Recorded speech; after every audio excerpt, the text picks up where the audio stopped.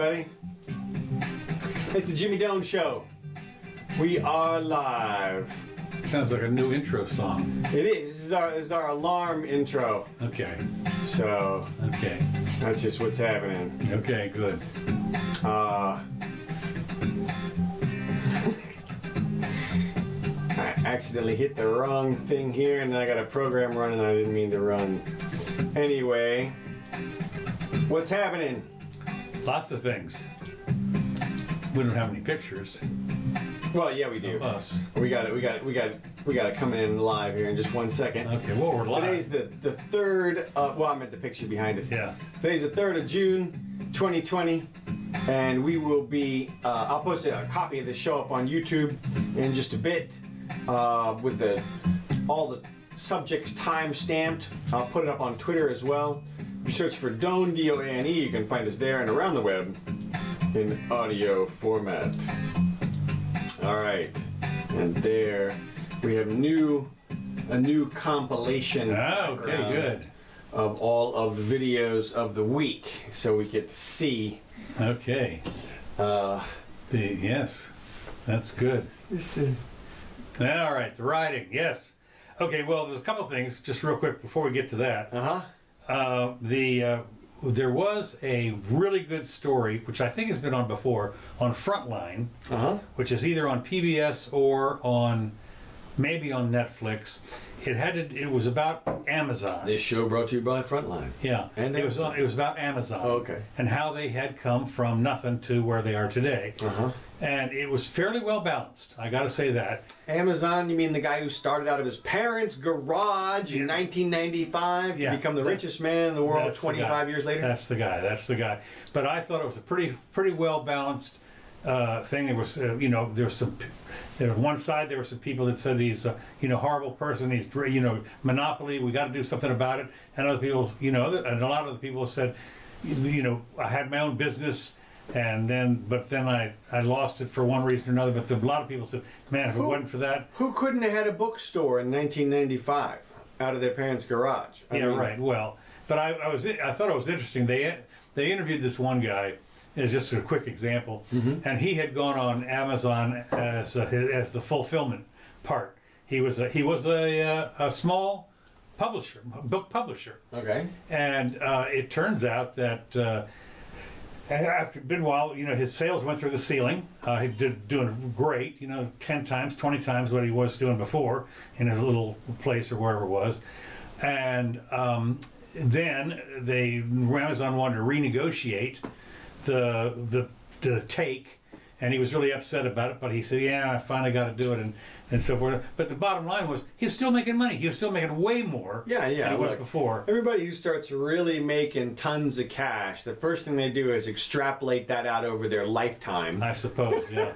Well, and there was a number of people that thought, there were a couple of people that got cut off for one reason or another. I mean, you don't know what the whole story was, but that was the bad part of it. Then there was a whole bunch of people, thousands of people who were on there making money right over, hand over fist, and even a lot of big companies were making money. He's made tons of people into millionaires. I mean unbelievable. And and of course it is. When you listen to him and the people that founded the company with him, it's the capitalist stuff, and other people say. For the most part, I mean, there's a couple of anti-capitalist protections built in, like his copyright protections. Why should anybody should have been able to rip off whatever and just go ahead and you make a site that looks just like it, only it's called Zamazon or something. I mean, if he delivers well, if his system works better than Zamazon, then Zamazon goes out of business and Amazon continues. I mean, well, there are, as I mentioned, there's another half a dozen other sites. Yeah, a couple in China. Sure. Walmart.com. Walmart's got one. That's right. And I mean, even I was interested. Even the office supply store up here, it has one. I ordered a box of paper. It turned out they were fine. And literally, I mean, I could have driven up there and gotten it. But it was delivered like the next day. It was a big box of paper and so forth. And they're obviously on the Amazon is there. Then over go directly, but Amazon probably gets a little piece of the action. The whole point was, when I looked at this thing as a free market type guy and I think he's just doing what he's doing for people.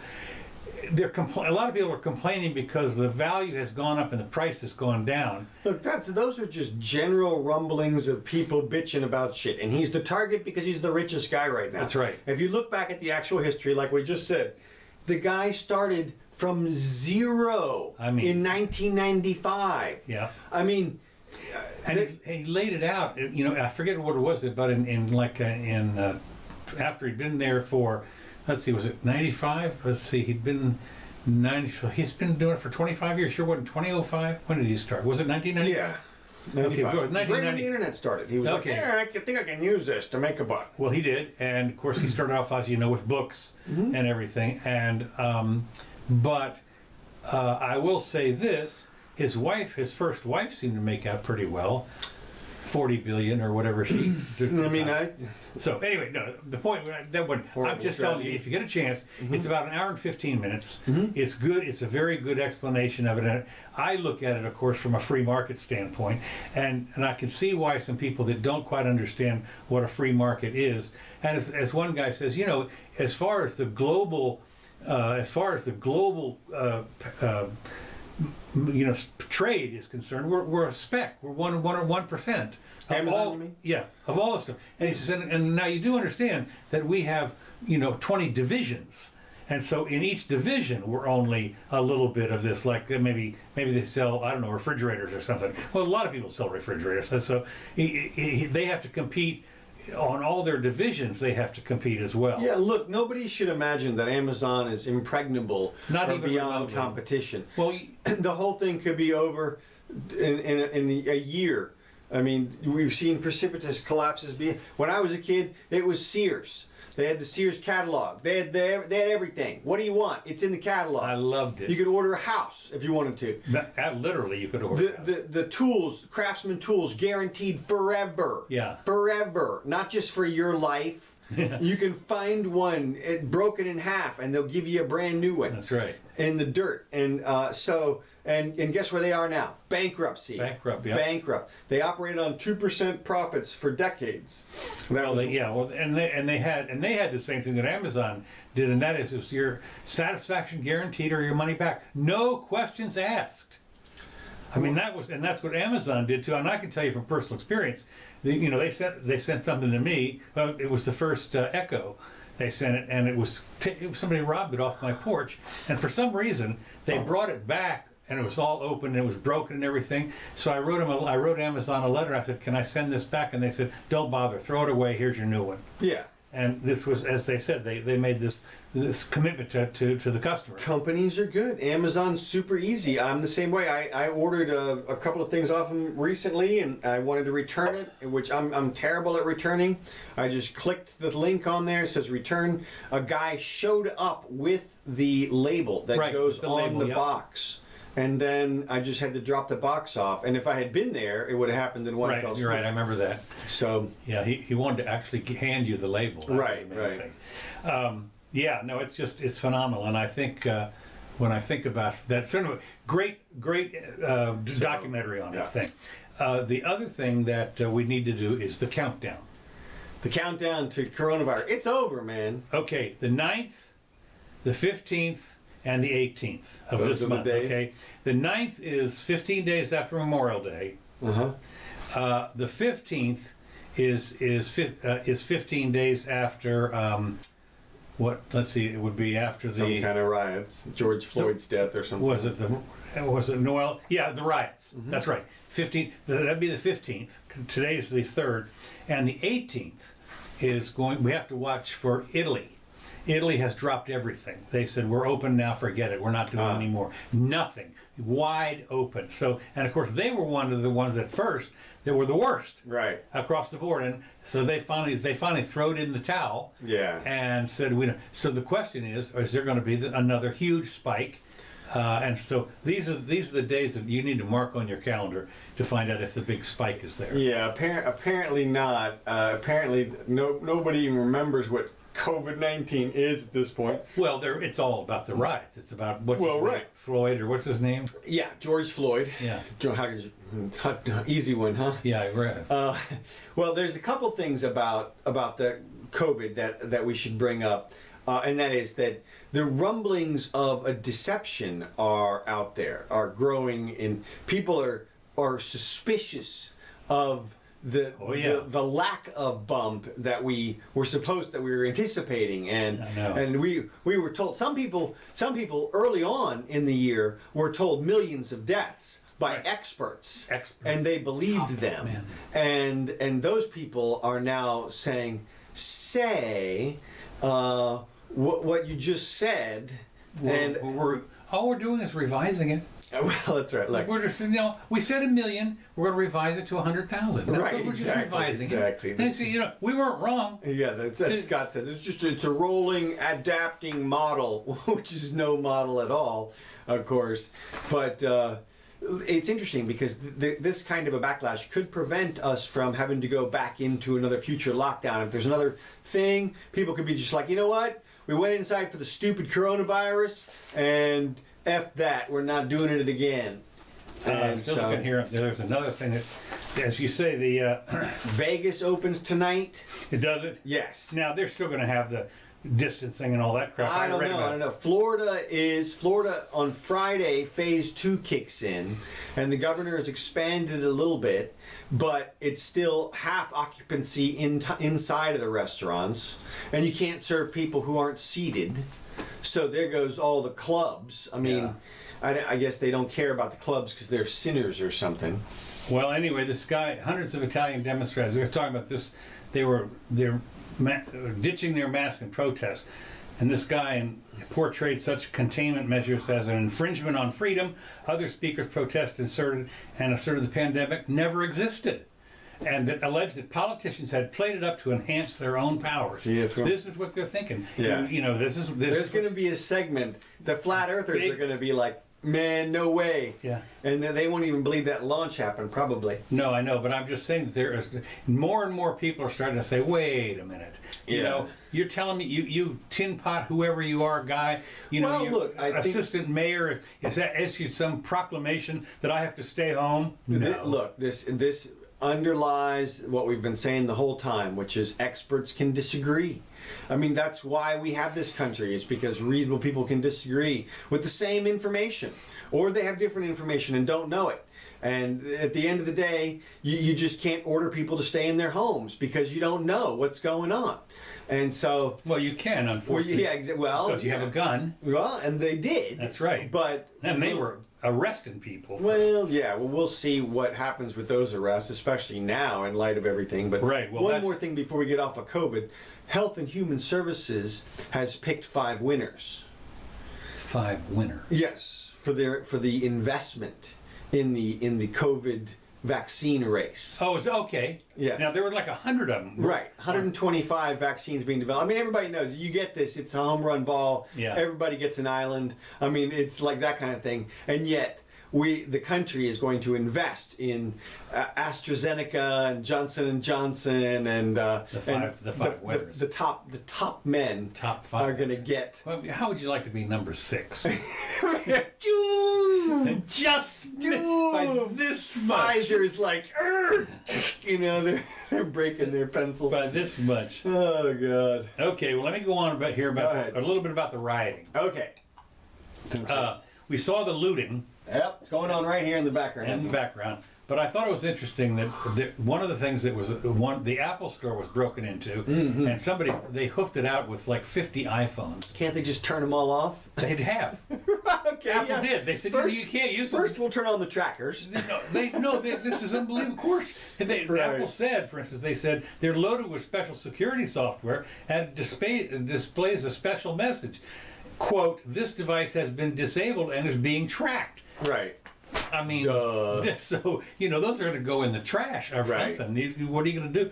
So that's stupid. Well, you try to sell them real quick, as we try to turn them over. Well, yeah, okay. Well, then what happened was looters stole $2.4 million worth of Rolex watches. Ooh, there you go. Well, stupid. Oh.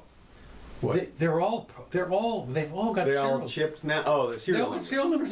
They know where they are. Yeah, but see, No. what Let me tell you what's going to happen. I'll tell you exactly what's going to happen. Uh-huh. And as they say, what you do is you're going to go to a pawn shop, and the pawn shop's going to say, "Is this real?" No, that's not what you're gonna do.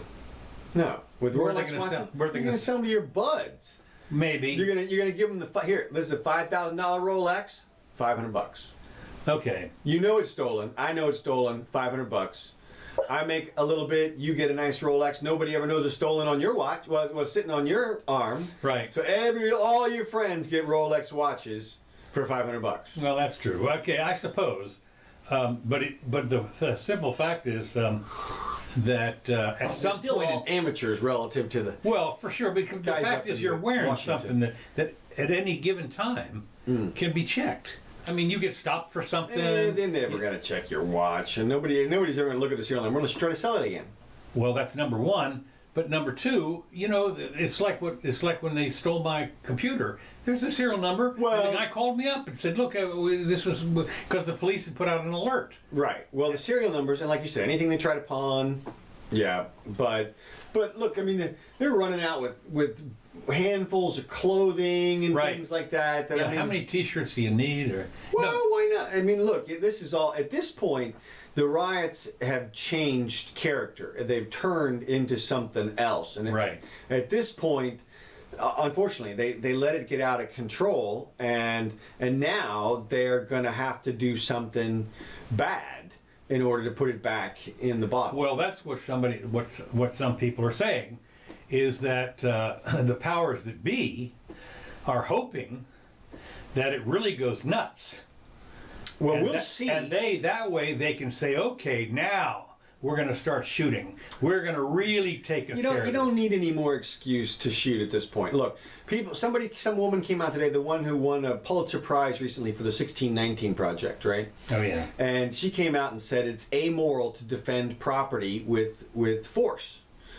Well, no, it's not actually. In fact, because if I take all your property, then you die. Like that's what happens. Right. And so you have to defend property with life because that's what life is. Life is about property. You need a space to live in, you need food to eat, you need money to survive, and you just can't have the transfer of that property be willy-nilly or according to whoever's got the gun at the time. I mean, that's really, when they say 9/10 of our laws are for property, that's what this is all about. Right. So everything, I mean, for thousands of years, people have been working on these issues, and what they come up with is that there's property.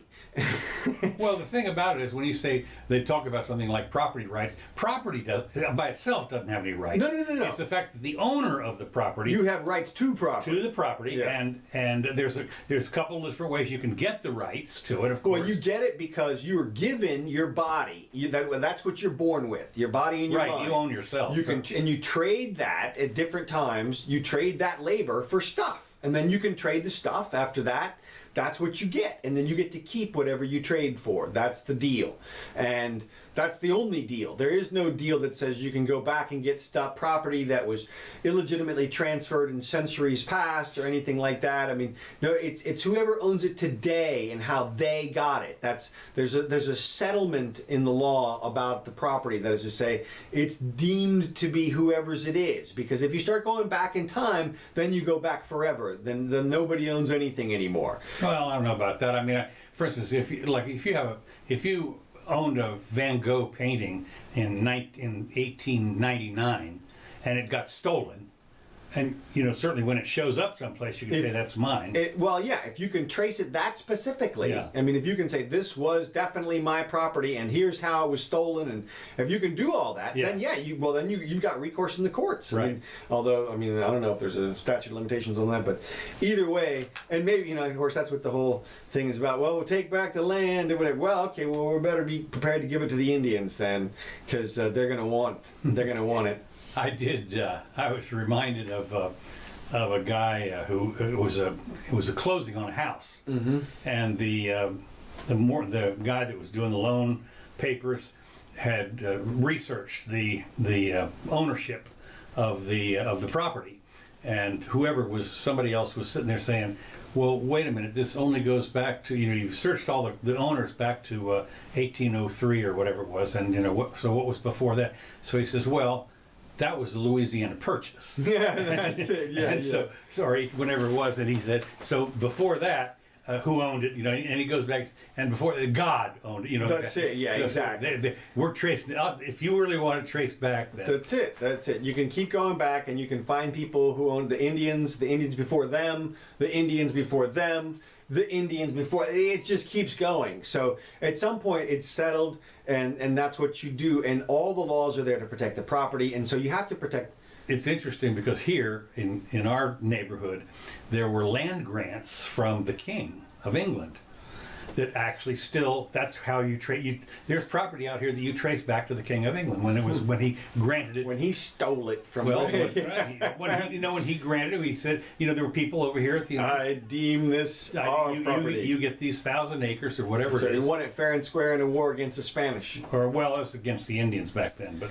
So the thing about it, we will know in a minute. At the end of this show, we will know whether or not the leaders are trying to divide or unite, because the big O is going to speak at 5 o'clock. Oh, is that right? He's coming out with a speech. Okay. And so the question is it going to be...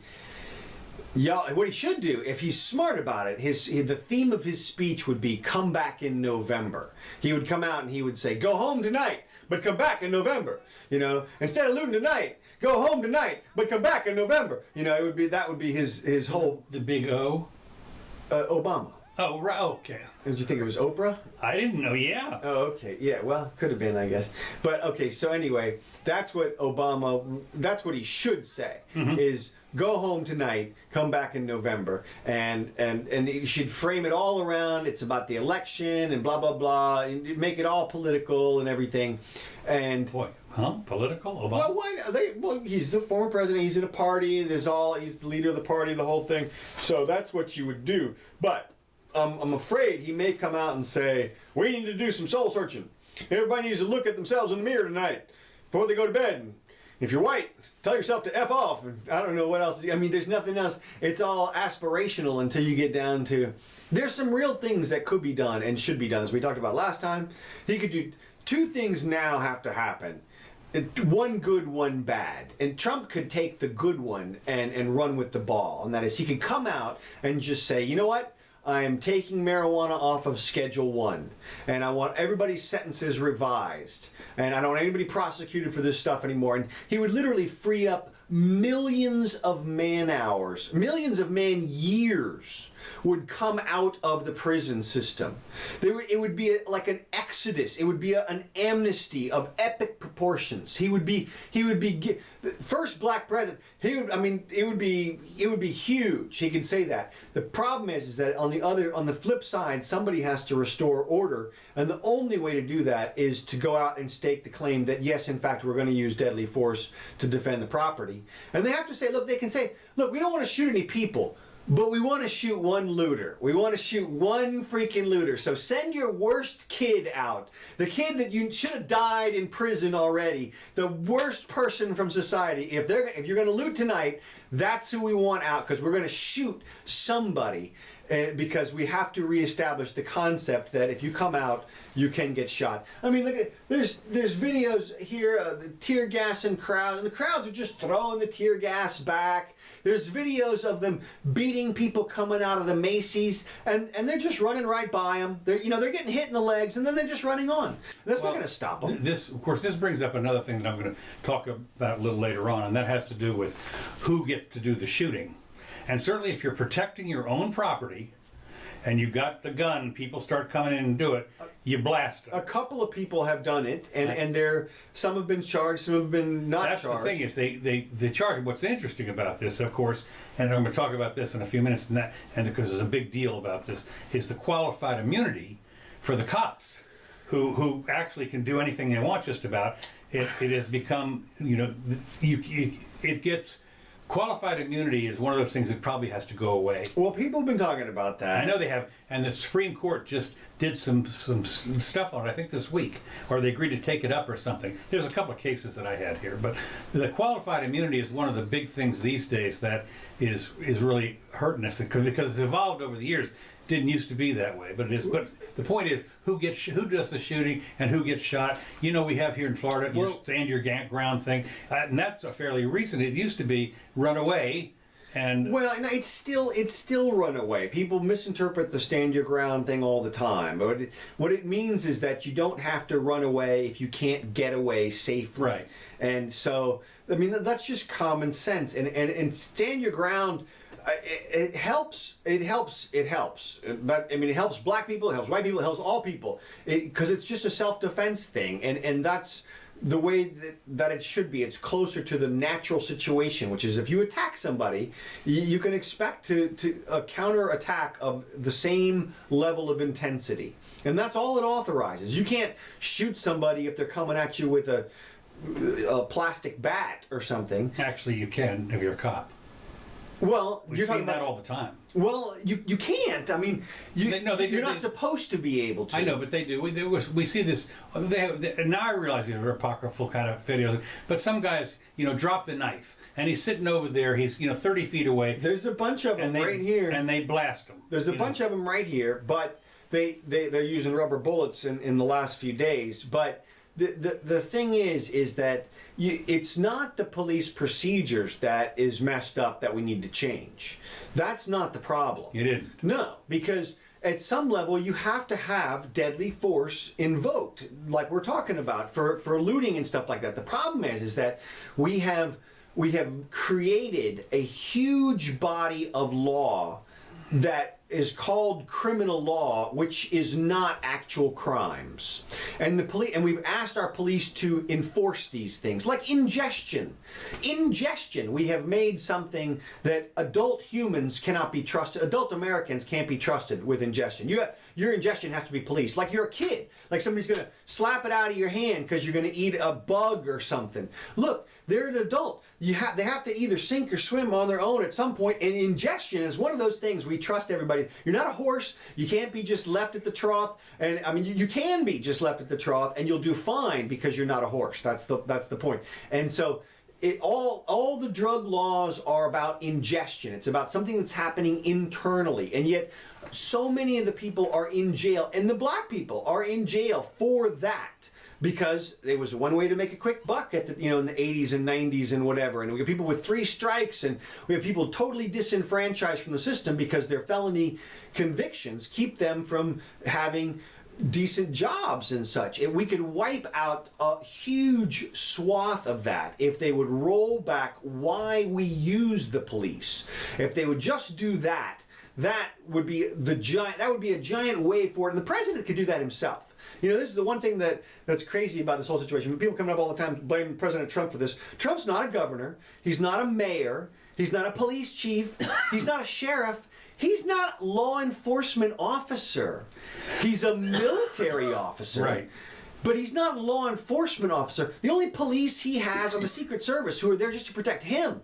He's got the marshals to enforce federal law, but that's like, interdicting things at the border and stuff. I mean, it's a tiny, tiny thing. This is not his jurisdiction, these riots. Right. This is about the governors and stuff. And people are coming out, oh, he's acting like a dictator. He hadn't done anything.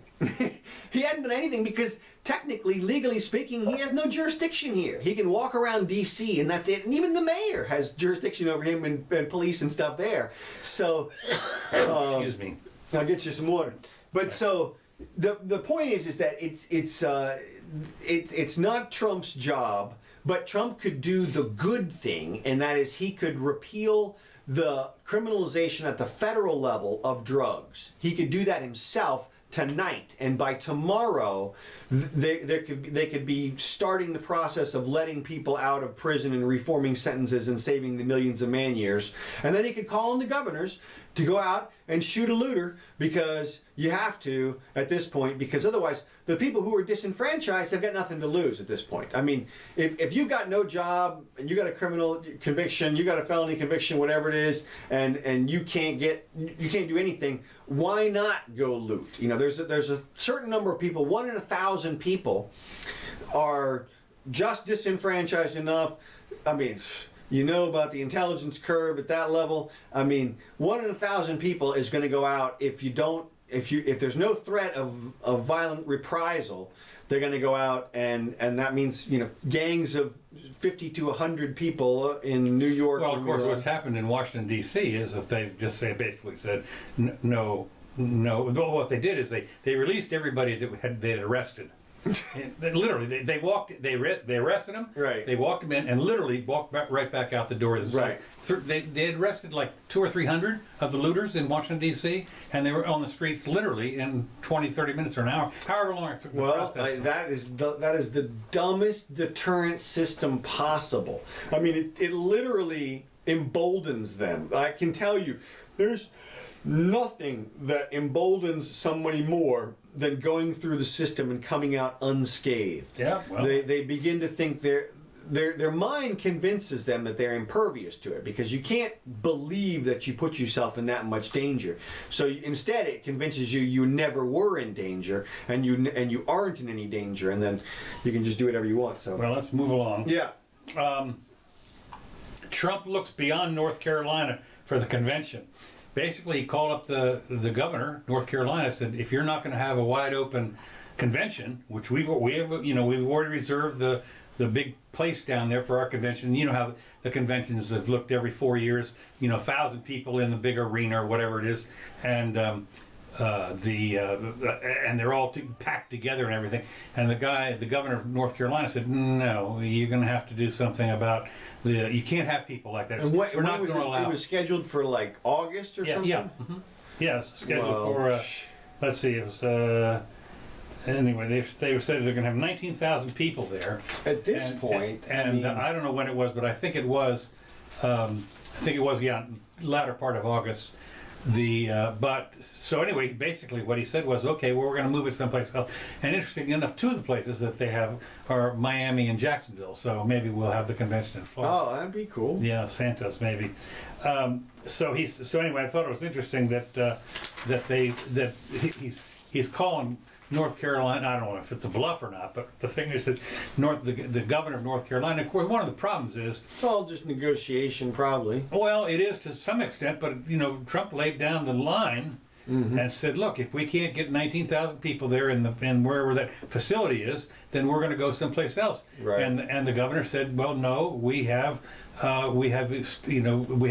rules, how close you can be, and so forth." And of course, so needless to say, all the hotels are going to, who are looking forward to this, nothing. So. Well, like you said, countdown city. Countdown, right. And of course, the question is, let's just say, in the next 2 weeks, we've got 3 big places that suddenly are supposed to spike like crazy. And if they don't, then are they going to have an excuse? Of course, the people that are in power and everything, probably, well, no, that was different. There was people with money. Whatever, they can't. There's nothing they'll be able to say at that point. That's what you say that they're politicians. Well, no, I mean they'll say something. Oh yeah. I mean nothing persuasive. Well, yeah, again, I guess there's nothing that will cause people to have any fear of going outside without a mask on if there's not a giant there'll spike. still be some. I was reading in the paper this morning, for instance, there's still some people that say, you're killing me if you go out without a mask. I'm susceptible, blah blah blah, and and I'm thinking, no. At this point, some people are rooting for the virus. Yeah, and interesting. The Democratic convention is scheduled for the previous week in Milwaukee. Mm-hmm. Although they're going to do the social distancing thing. Yeah, they're going to do the distancing. Right. They're going to have 2 events, and this is way different from what Trump's thinking to do. Mm-hmm. While Trump pushes for a massive rally and declines to wear a mask in public, we can only have a certain number of super delegates in there, and so what Biden has said is everybody has to wear a facial covering, and has emphasized following the public health advice. And what they're going to do is they're going to have remote sites. And I thought this was kind of interesting because, there's going to be, I don't know how many delegates there are, but when you figure there's 50 states, and a lot of those states have got 10 or 12 delegates, and we're talking about hundreds and hundreds of people, and I guess they're going to put like 10 or 20 or 30 of them in various remote spots. But they're going to be next to each other. I mean, what? Look, nobody's going to... This is all exercise in futility because this is dropping off the cliff. The thing is, it's going away. I mean, it's just... Well, what a what a stupid, I could use a bad word here, but what a stupid way this is. People are going to be looking at this and going like, what? Look, this is, where did you get that from? I mean, this is non-news from a standpoint of, look, they're going to have a convention and they're going to be big and people will go to it. Now, the Democrats may...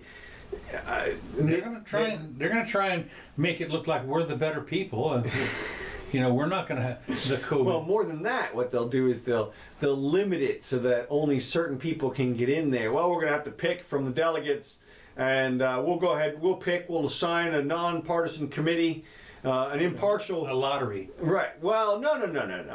We'll have a committee. We'll have a committee of top men and women. Men. That's right. Who will pick out who can attend. And no, I don't know. We'll see. I'm still curious to see whether or not they pull the rug on old Joe on this. Now he's doing a pretty good job with the old with the messaging here for the last couple of days. Yeah. But we'll see. He's walking around with this black mask on. I don't know. What is he, Lone Ranger or something? I mean. Well, that. Look, he's going to have a lot of support on his side for that. It's not a problem. It's not a problem. Unfortunately, we have to wait. I'm waiting for the next couple of weeks while we see if there's this huge spike. Right. And as far as I'm concerned, if there isn't, then shut up, everybody. Everybody can shut up. Yeah, can shut up. We're just going to go back, as far as I'm concerned, to what we were doing before. This is a nothing burger. Yeah. It's interesting because there are a couple things here. Poll finds a clear majority of Americans want the military to help police with riots, and it's a 2-to-1. It's 60 versus 30. Yeah, but come on. They took it. The silent majority says spoken. It says here a new poll finds that 58% of Americans want the military to be right. Well, here's the deal.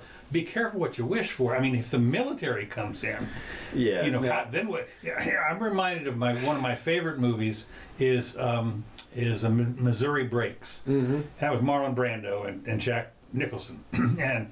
It's one of these things when you get the power in there, somebody that you figure is going to protect you, then who's going to protect you from that guy? Right. Well, look, clearly that would be the worst case scenario if the military were to have to come in. And that is, as I said earlier, the only thing that Trump could really do. Now, Americans would want that if there is a failure at the police level. That is to say, if let's say de Blasio, who is actually the chief of police in New York, decides to, he tells his police, I don't want anybody using real bullets. Let's just say. What will happen at that point is gangs will form and decide to go looting because they'll realize there's no danger. So they can just go and get whatever they want. And it's just open season. If they do something like that, I mean, then it's up to the governor, actually. There's another level involved, which is the governor would call the National Guard. That's the next level of enforcement. And then if they can't handle it, then Trump calls in the airstrike or whatever it is, the military from whatever. But there's nothing that the National Guard is not going to be able to handle because nobody's going to tell them to shoot rubber bullets. Yeah. Yeah, that'll be. Well, the problem with that is that'll be like Kent State. Well, which was the National Guard. It would be like Kent State, and they can avoid that if they do what I just said, which is you come out, you announce a real substantive change in the law enforcement, and then you also simultaneously say, by the way, if you come out tonight, we will shoot you dead. Moms, protect your kids. Whatever it is, fathers, go home. Make sure everybody's at home. If you come out tonight and loot, you will be shot and killed. And then they have to do it. They have to back it up. They have to actually shoot a couple of people. And if they do that, it'll be... I hear what you're saying. I just think it's, I'd have to think more on that. I think that's pretty drastic. One of the things... Well, you tell them, it's up to you guys. Nobody has to die, but we're protecting the property tonight. We're protecting people's stuff. Everybody's authorized to kill tonight. They did say that last night, apparently, a lot of it had wound down. See, I don't think so. I think last night there was a big blackout, a big media blackout. Really? Yeah, there was some kind of a event, which was a blackout for blackness or something, where all these people were just posting black pictures of nothingness. But there was also... Yeah, but there was also a whole bunch of less streaming videos from the like Twitter, like all the news I got the night before was from Twitter. And I have a feeling that Jack got a call and they said, listen, buddy, if if people die tonight, or if there's some kind of big thing, we're coming after you. We're going to hold you responsible. Really? Yeah. I think Sounds a little conspiratorial to me. well, no. This is look. Australia just passed a thing which said that news outlets are now liable for comments on their Facebook posts when they post a news story. Wow. Yeah. Well, that's Australia. That's Australia, I know, and they're all at the deep end. It's true. But that is the sentiment that has been sort of floating around, and Twitter just picked a fight with Trump last week. Yeah. And they just dipped their toe into the fact this, fact that check thing. And then 3 nights later, they're broadcasting video after video after video of this stuff. And I think they got the call. I think they got a call that said, listen, tone it down or else. Well, it's interesting because I believe the United States is one of the only places that has this freedom of speech business where you can basically We're gonna need the report of the looter getting shot. yeah. We're gonna need that because everybody needs to see Of course, then you're gonna what's gonna happen. There's, what are they Well- gonna do? What more outrage? Like they can't come out and say, well, now we're really gonna riot. No, you're not. Okay. No, you're not. Like you're not. Like this was the end of it. And so it's send out your worst. And we're going to shoot a couple of them. They go down for the cause. Hey, do something good in your miserable life. If you're a terrible looter and you got nothing left, go out and be the martyr. And then you get a little plaque next to George Floyd, and there'll hopefully be some kind of real systemic change in. It's not going to come in police procedures or even the qualified immunity thing. That would be something. But the thing about the qualified immunity thing is it's all a matter of how it's seen. It's like bursting the corporate shell. Yeah, there's a corporate shell there, but if we need to get through it, we're going to get through it. It's like the protection for your medical records. It's like, yeah, nobody can see your medical records unless I ask the judge to let me see your medical records. like when your juvie records are sealed. Exactly. Yeah. They're totally sealed. Unless I ask them to be looked, and then they're, oh, sure, you want to look? No problem. You get a FISA warrant. Exactly. And speaking of FISA warrant, did you see that testimony was happening right now? That no, I didn't. Just the only one thing about it, Rosenstein's up there testifying. Okay. And they were like, well, did you signed this FISA warrant? He's like, yeah, I signed it. But it was a reauthorization, so I really didn't know exactly what was in it. Mm-hmm. Uh-huh. But So- that's your signature on there, That's right? right, and- when you with the signature that says, "I swear that Yeah. the stuff inside this Yeah. stuff I'm signing is true." Well, this is what that's the argument. That's the what I call that's the telltale argument. Isn't it? Well, that's one, but it also reminds me a little bit of the what you sign when you open up your software package. Oh, right, And yeah, it's just yeah. pages and pages Yeah, of little. I clicked it, but I didn't see what it No, was. hell, do you agree? Right. Click. Right. If you want to install. Wait, Oh, who the hell- Sister Kel reads all those. Huh? Sister Kelly reads. Oh my God!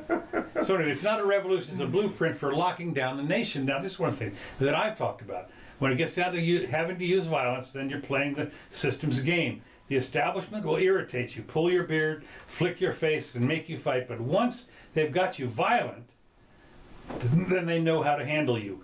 From John Lennon said that. Oh. Anytime you have an entire nation so mesmerized by political theater, public spectacle that are oblivious to all else, you better beware.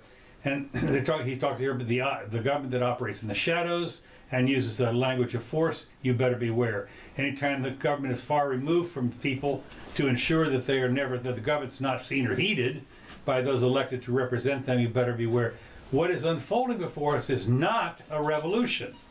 The learning, the burning, the rioting, the violence is anti-revolution. The protesters are playing right into the government's hands because the powers that be want this. They want an excuse to lock down the nation and throw the switch to all-out martial law. They want a reason to make the police and the state stronger. That's what this guy says. Right. So, all right.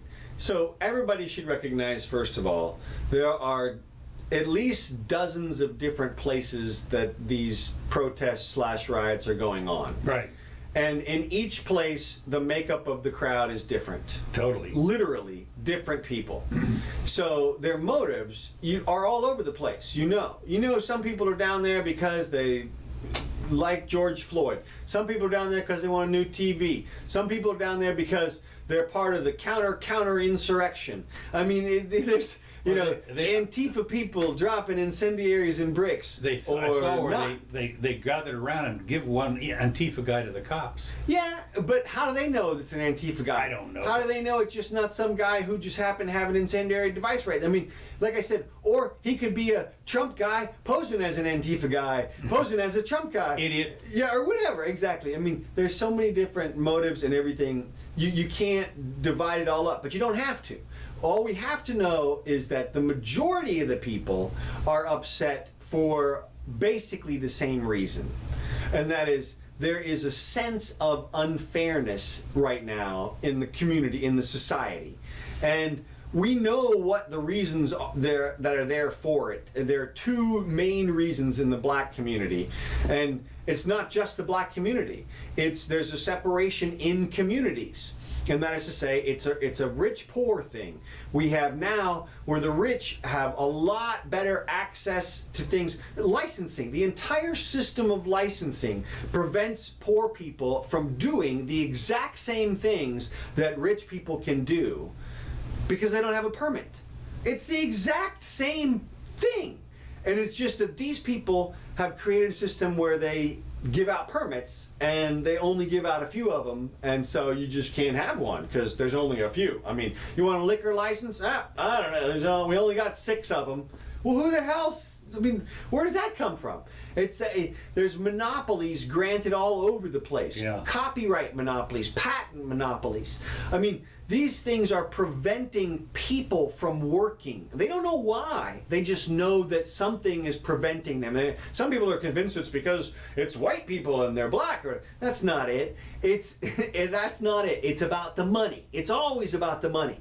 And at the end of the day, if they were to remove some of those things, that would be a huge shift, a paradigm shift. If they could roll back copyright law, roll back patent law, they could roll back licensing, allow people, you know how many poor people out there could be contractors, can't work as contractors and build stuff because they don't have somebody signed off on them as a contractor. You can't even do the plumbing work or the electrical work or whatever. And we have a sting, and the opposite going on. We have a sting down in Polk County where they arrest 74 people. You think any of them were rich people? No. These are poor people, like Hispanic, lower income, whatever. We do a sting operation because they don't have the proper license. They did good work. Nobody complained about the work. It's just that they don't have permission from the state. So there's that, and then there's the whole enforcement mechanism, the fact that we have become a veritable police state just by the numbers of people that we put in jail and the reasons we put people in jail. And most people, especially rich white people, don't know how violent general arrests are. Like I said in the beginning of this thing, half of the arrests are somebody kneeling on somebody's neck. You can see it here. You can see it. Even these guys know they're on film and they're still doing it because that's how you have to arrest somebody most of the time. The problem is we're arresting people for stupid shit. You don't need to arrest somebody for rolling through a stop sign. They're not a danger to anybody. If there's no victim, they never were a danger to anybody. Well, it was interesting because the guy got Floyd, whatever it was, he tried to pass a phony 20, didn't pass it, they caught it. Well, they didn't give him the change. That's a theft, but it's one where... What was the theft? Nothing was stolen. Well, but it would have been. I mean, you can't... Just because you catch the person running out the store with the merchandise doesn't mean they weren't trying to steal it. No, but he wasn't actually doing that. Yeah, he kind of was. I mean, okay, well, whatever. The point is, though, is that they still didn't need to arrest him the way that they did. That could have been an issue where this is a great time. Let me show you this. I got a little. This is some of our video here. This is a obviously nice high-tech infrared shot of the area where the police officer got ran over in Brooklyn. Okay. And what they did is they traced the car, they followed the car using this technology, and then they went and arrested the people. Now, why can't you do that for every ticket? Right. Why? Yeah. Well, that's, of course... They could have done that for Floyd. Well, they did, that was the same problem with when you find out about, of course, it's been going on, but that was the same thing that happened at Ruby Ridge. was they were getting the guy for a sawed-off shotgun. But he was in town. You could have gotten him anytime you wanted. And the same thing in Waco. Yeah, anytime you wanted to, you could have, they had to walk into town. You could get him anytime you wanted. And they pick these horrible ways to go pick these people up. Yeah. It's like, there, like you said, there are good ways and there are bad ways. You know, if somebody, you know, sometimes you have to go to their house because if they keep getting these notices or they're violent or whatever, you got to go pick them up. But then you're going to expect some violence. That's what you expect. But well, you certainly didn't. What was the one Stone when the SWAT team went over to get Stone at 5 o'clock in the morning? Yeah, with boats and helicopters and stuff like. Come on, and they had CNN was there with the cameras. Of course, they'd been alerted. Yeah, and so. You're just sitting there thinking, what are you talking about? It's just amazing. Anyway, so I'm coming here towards the end of what. Do you have anything special that you want? Well, this, I just threw up here. This is some good news. Okay. So this is the new tokamak reactor we've been talking about a couple times. Right. This is the fusion reactor, and this piece of equipment, this 1,200-ton piece of steel, the first. Yeah, that's a big piece of steel. How many horses is that, or how many football fields is there? What I mean, how do you relate to 1,200 tons? It's so big. It's so big, and 1,200 tons of steel. The very first piece got. How much does the Eiffel Tower weigh? I wonder. Man, I mean, yeah, seriously. I mean, not too much more than that. I mean, I don't know, but so anyway, that's cool. So they're moving forward with unlimited energy, just in case you're still worried about climate change. Yeah. I'm just throwing it out there because I know a lot of people, you know, there's a lot of experts talking about climate change. That's another thing I'm hoping about this whole thing. Now people are going to be like, expert? Yeah. What? Right. Yeah. Well, what kind of expert? And which is, of course, what they should have been saying all along. Yeah. So they have. Yeah, it is amazing how people. You know, what are the qualifications of that expert? This is one of the things that I loved on. You know, Dr. Phil and some other people. These people, I don't know what they're doctor in, but this. Well, some of them like aren't. Phil is actually, he has a psychology degree. Right, psychology. Okay, does he really? Is it psychology? But I mean, there was another one where somebody had a. They call him doctor and master's social worker or something. Whatever. Right. There's a few people who get away with that, you know.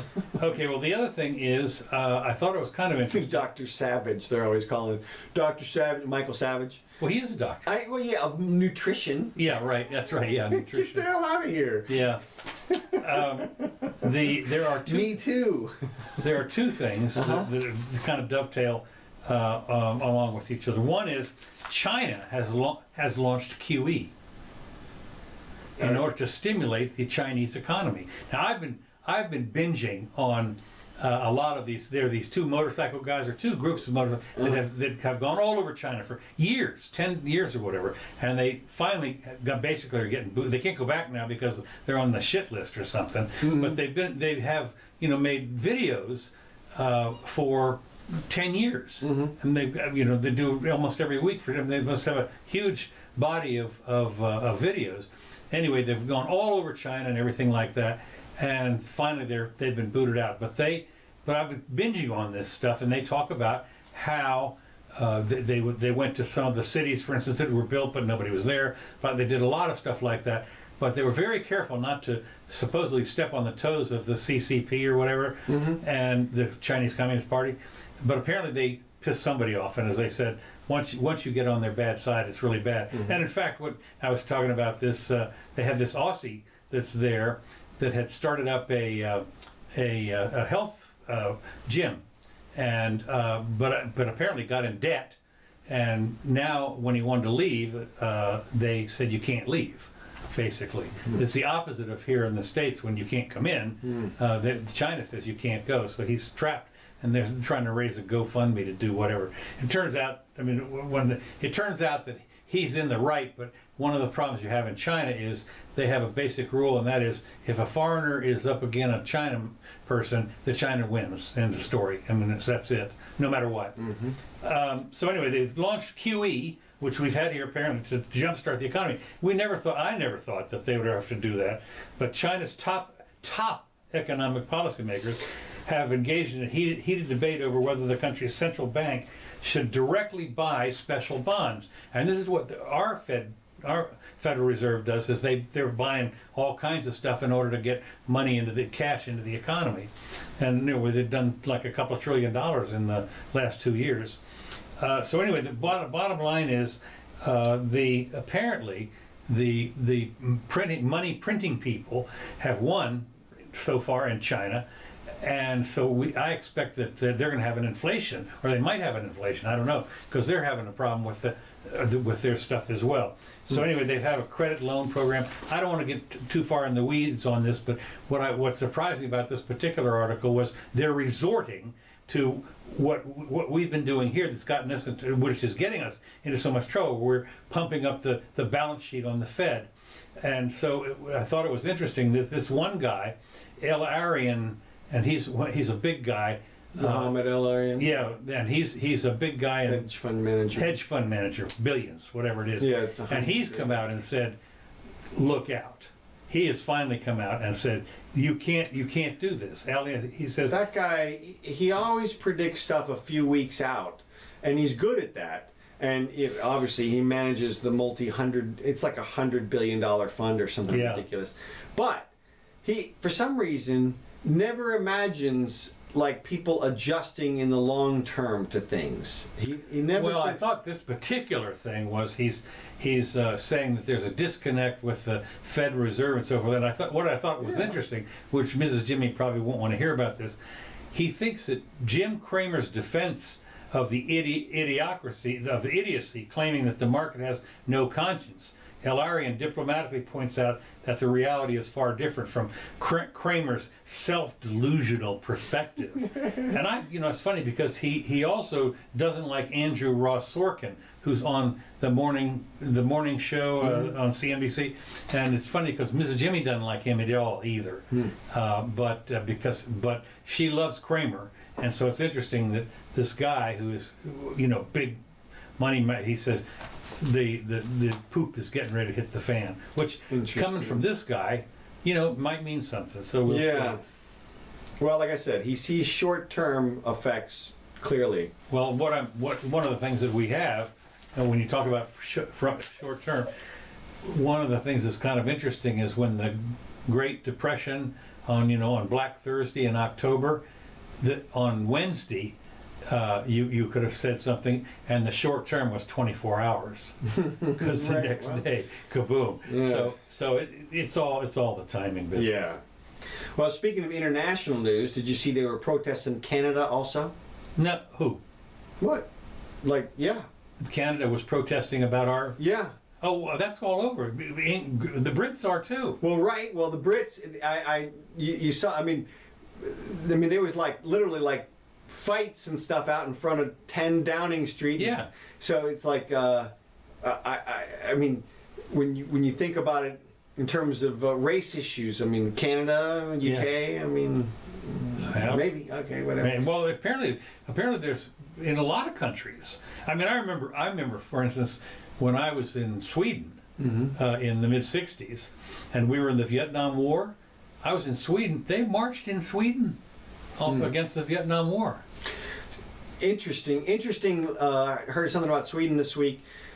Once you factor out people in nursing homes, and first generation immigrants, Sweden's numbers are no different from the other Norwegian countries. Well, what's also, I don't know how you say that exactly. Yeah. Well, what's also interesting is the governor of New York is coming under some fire for sending 4,500 people into the nursing homes.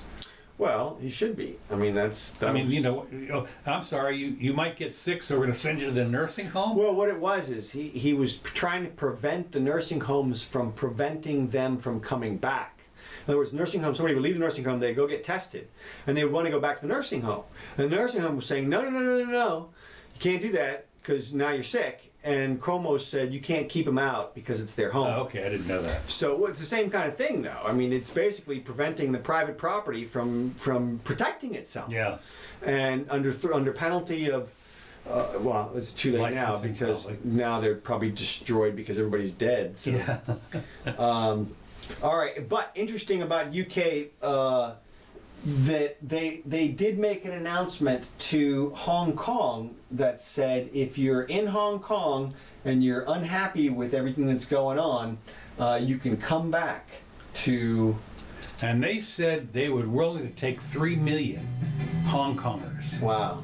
They said if you really feel oppressed, we in the UK will take you as an immigrant, which is kind of interesting because one of the problems they had in the UK, I think the UK population is 40 million or something.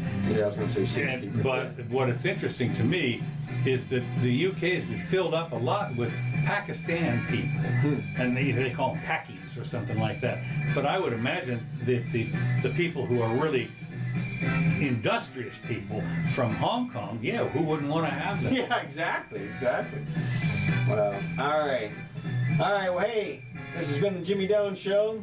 These tracks brought to you by Kevin MacLeod. Thanks, Kevin. We really appreciate it. Hope you guys had a little fun. We did. We'll be back again on Sunday the 7th. Sunday. Huh? It's on Sunday. Sunday the 7th. Countdown. That's right. And Find out. Let's see.